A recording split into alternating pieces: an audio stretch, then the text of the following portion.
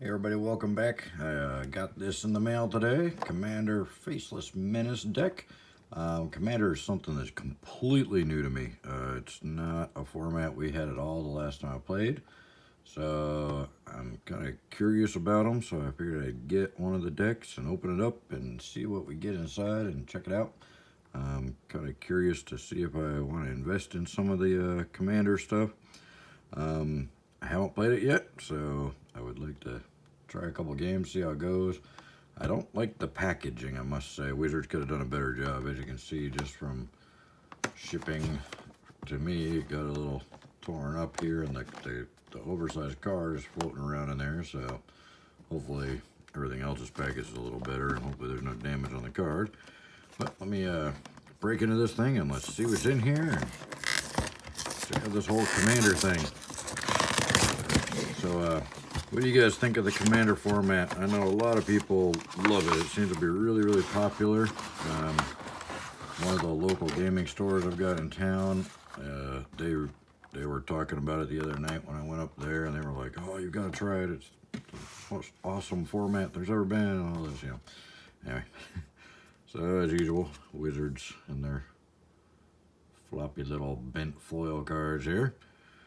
So, not sure what to think about the oversized cards. Now, actually, I just realized in front of me, a couple of the cards I came across and stuff that I forgot to include with my collection when I sold it is the original Vanguard set that I had. So I do have a set of the original Vanguard cards. They were in storage. I didn't know that I had them, so they're not in as nice a shape as I would like. Haven't really been played or anything because you didn't really play them, but there's some damage to some of them, so I'll probably just end up holding on to these as a keepsake type thing. I'm not sure what I'd ever do with them, but so I do have some of those left over from my collection before, but I'm not sure how I feel about the oversized cards. What do you guys think of the oversized cards? Do you think it's cool, or you think it's a gimmick? I mean, yeah, let me know your opinions. All right, let's see what we got in here. Alright, so it looks like we do have kind of a rule sheet or explanation sheet like Wizards likes to do in a lot of these. Probably just a breakdown of the deck, letting you know basic playing. Doesn't look like a card list, which is kind of disappointing. If you decide to upgrade it, you don't have a list of what was originally in it if you decide to put it back to stock. So, you could have put a card list in there, would have been nice. 100 card deck, huh? We were always trying to get the decks as small as possible when I played before. We weren't trying to make them bigger, so 100 cards is kind of an unusual concept to me. Oh, I guess we got the regular size version of the oversized card too here, so that's kind of cool. At least you get a regular size one too. Let's break into this big old monstrosity here.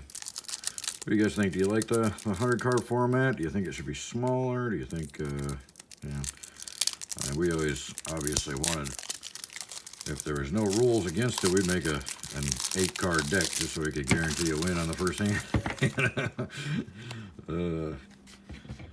Yeah, gotta admit it'd be funny at least a couple times to do that. All right, so we got the Kadena Slinking Sorcerer. That's the main commander, I guess, for the deck. A Rayami, First of the Fallen. There looks like another foil mythic here. Volrath Shape Stealer, another mythic kind of foil. We got some Saproling tokens. Apparently we're going to be spitting out Saprolings in this deck. Oh, and Assassin tokens. Might spit out some of those. Plant tokens. Apparently there's going to be a lot of tokens flying around with this deck. Alright. We got some uncommons. Leadership Vacuum, Mire and Misery, Voice of Many. And then we go to some commons. I'm not going to go through all the commons. Reality Shift, Tezzeret's Gambit, Willbender, more commons. The one of every card thing is kind of weird too. I mean, you can't really build deck around a combo of much of anything. Great Oak Guardian, some more commons. Ice Feather, Even, Putrefy, Secret Plans, Sultai Charm, Urban Evolution, Soul Ring. That I was really happy to see when I kind of looked up the deck list real quick to see what some of the more valuable cards in the set were, and The Soul Ring and the Thran Dynamo came up, obviously. Soul Ring I'm super stoked about. I love Soul Ring. I have one of the original ones, either unlimited or revised in my deck that I did keep. Ooh, some very rare islands. Gotta have those. Oh, there we go. Back to some rares. Kadena Silencer. Sudden Substitution. That I believe is a pretty valuable card. It's got a pretty cool concept. I don't know how well it would execute, but I'd like to see. Thought Sponge, Gift of Doom, Thieving Amalgam, Amalgam, yeah, whatever. Apex Altasaur, Road of Return, Griswold the Dread Sower. Well, he looks like a happy guy. Look at that guy. Pennant of Prosperity, Scroll of Fate, Ghastly Conscription. Is that a mythic? I think that might be a mythic. It looks like it's a little darker copper color. Ghastly Conscription, Death Mist Raptor. Looks like another mythic. Hooded Hydra is another mythic.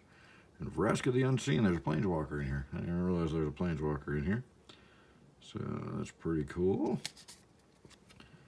What else we got here? Chrome Shell Crab, rare. Ixodron, rare. Kirhu Smell Snatcher. Oh, Freudian slip. Spell Snatcher. Yeah, that's what I meant to say. Status Dancer, Thousand Winds, Vesuvian Shapeshifter. Wow, that's a reprint from an old set. Bane of the Living, Grim Haraspix, and Hex, and Silumgar Assassin. There's a lot of rares in here. Den Protector, Overwhelming Stampede, Seedborn Muse, Attempt with Discovery, still going. Dylanite Hermit, Trail of Mastery, Biomass Mutation, still rares, Bounty of the Luxa, Sagu Mauler, Strionic Resonator, which is kind of cool. It's like an artifact permanent fork for with colorless mana, which is pretty awesome. All right, and then we got our lands. We got a Darkwater Catacombs. We got an Exotic Orchard. Pretty cool card. Llanowar Waste. We got some Pain lands in here. Shrine of the Forsaken Gods. Can't believe these are all still rare. Sunken Hollow. Thespian Stage. The old Yavimaya Coast. Another nice Pain land. Oh, and these rare islands and swamps, those are really valuable there, and forests, of course, you know. Aspirants, some common lands. Command Tower, which is actually, even I'm surprised this one's a common. You would think this one would be a rare. You know, I mean, basically gives you all the colors that your commander has, so that's probably, I would think that would have been a rare. Dimmer Aqueduct, what is that? That was Mirrodin block, wasn't it? Evolving Wilds. Man, I see those in every set now. Foul Orchard. Stupid comes into play tapped lands. I hate those. Golgari Gulgit, another tapped land. Golgari Rot Farm, another tapped land. Jungle Hollow, yeah, there's a reason those are all commons. Myriad Landscape, uncommon. Opulent Palace is an uncommon. Enters tapped. It is a triple land, but yeah, enters tapped. Relinquary Tower, I'm kind of surprised that wasn't a rare, that you have no maximum hand size. Probably just because it only gives you colorless, but still a pretty cool card. Simic Growth Chamber, Simic Goldgate, Temple of the False God, Terramorphic Expanse, a couple more commons, and then trying to sell us more stuff. Is there anything on here? Nope, just kind of basic. Selling more stuff. Cool. So I'm kind of surprised how many rares there are in this deck. I mean, geez, it just goes on forever with the rares. Seems like the majority of this deck is rares, which is quite wild. Rares and mythics. I actually want to count them up real quick. I won't worry about the commons and uncommons, but I do want to see how many rares and mythics you get total in one of these. So this is a pretty impressive amount of rares here. There's more. And there's our mythics. So 4 mythics plus the legendary ones. So 7 mythics. All right, so it looks like we got a total of, you can't see it, can you? Oh, I'm terrible at this. 7 Mythics, and let's count the rares.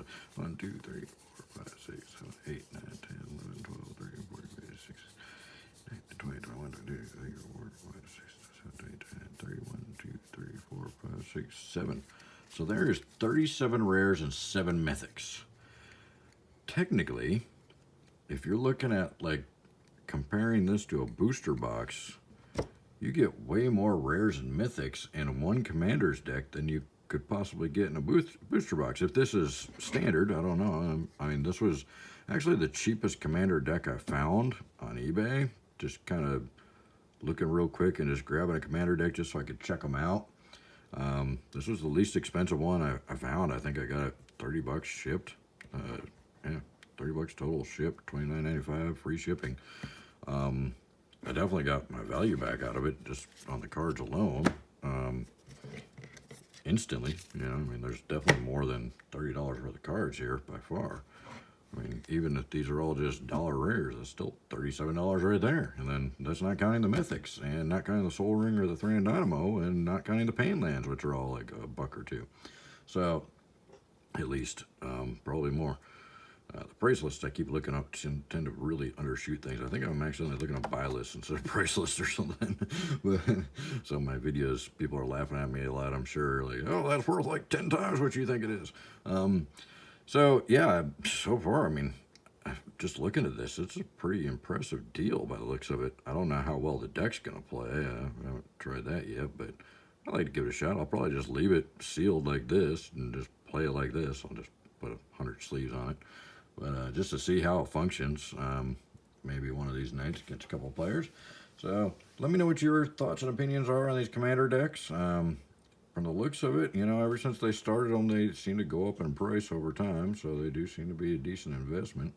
So I probably will pick a few cases up just to kind of hold on to it and see what happens. And then, of course, I'll open one case just to check out the cards and have the cards and play some games. But let me know what you guys think. Do you guys invest in the commander decks just to get all the good cards, or do you just like playing the pre-constructed versions, or do you buy them and then upgrade them? You know, let me know what you do. Let me know what you like to do. Let me know how you like the commander format as a whole. It's quite weird to me because it's literally, like I was saying, the opposite of how we used to do things back in the day. We wanted smaller decks, and we did some multiplayer games that are, I think, kind of similar to the commander format that we called Emperor games that were awesome. I need to do a video on that if you guys want to. They were 6-person multiplayer that were really cool setup. If you've ever played those, let me know if you've heard of them. But let me know what you think about these commander decks. I mean, this is a pretty impressive load of cards. I don't know how. I imagine these are overprinted to infinity, so there's probably not too much value in a lot of them. But yeah, they're going to go out of print eventually.